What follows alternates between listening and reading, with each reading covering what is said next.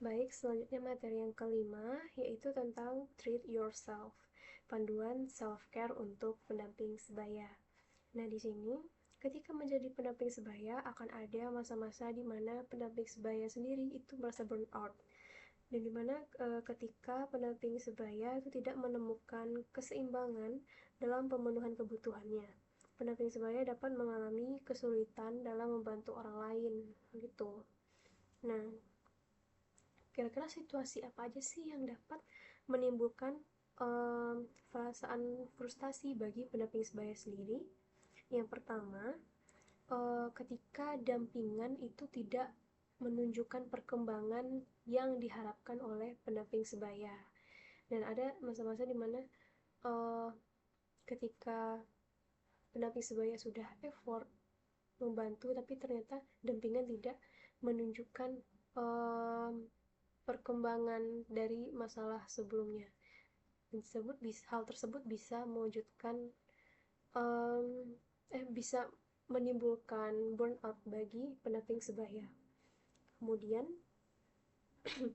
yang kedua, uh, ketika menghadapi situasi yang seperti berjalan satu arah, ada masanya di mana ketika pendamping sebaya merasa bahwa hanya mereka yang berusaha untuk menyelesaikan masalah, tetapi dampingannya justru tidak menunjukkan tanda-tanda ingin memperbaiki masalah gitu.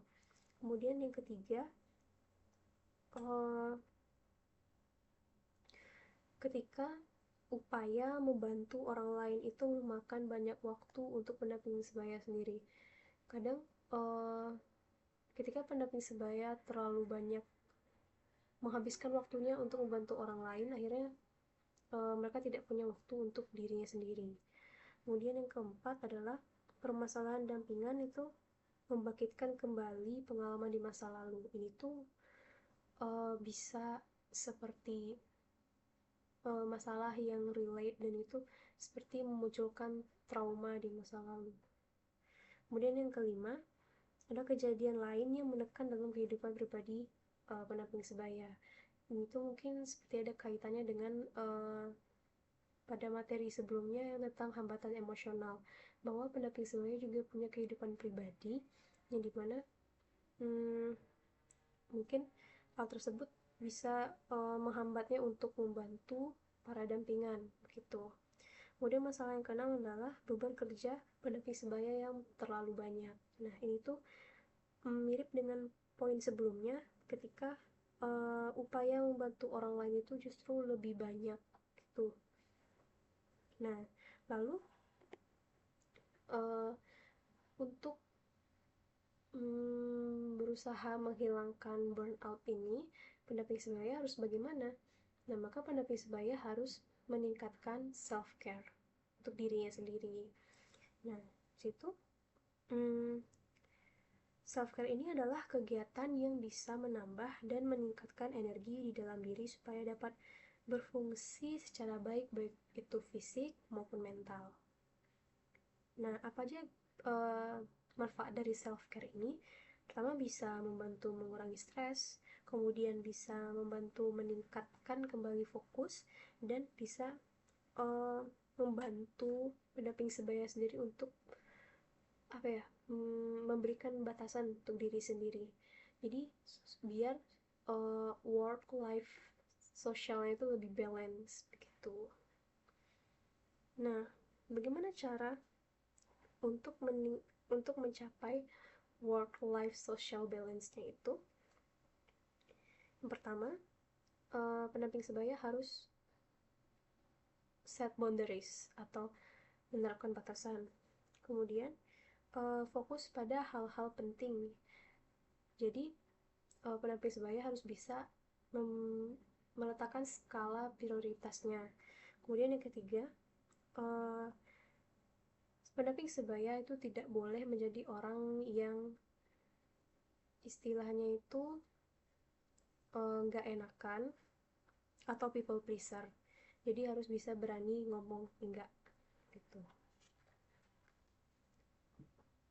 Nah, apa saja yang uh, penerapan untuk self care ini, yang pertama bisa kita membatasi informasi yang kita terima. Contohnya seperti jangan terlalu sering misalnya scroll sosial media, karena di sosial media banyak sekali informasi yang akan kita serap. Kemudian yang kedua, kita coba untuk bercerita ke teman terkait apa masalah yang membebani kita. Kemudian yang ketiga, mencari cara untuk lebih aktif supaya pikiran kita itu tidak nge-stuck terhadap permasalahan yang ada. Kemudian yang keempat adalah makanan yang seimbang. Nah, tapi di sini kita boleh mungkin melakukan self reward dengan makan makanan manis atau apa gitu. Jadi tidak harus melulu seimbang. Kemudian yang kelima, itu mengatur waktu untuk kerja dan istirahat. Nah, jangan sampai karena menjadi people pleaser, kita jadi tidak bisa mengatur waktu kerja dan istirahat. Itu. Nah, lalu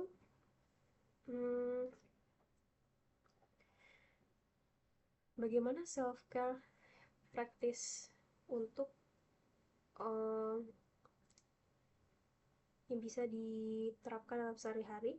Yang pertama itu bisa kita memanfaatkan agama untuk mendapatkan dukungan.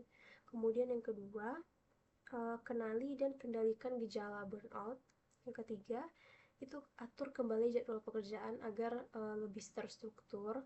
Kemudian yang keempat, kurangi beban kerja dan jangan malah menambah beban kerja ketika kita sudah burnout.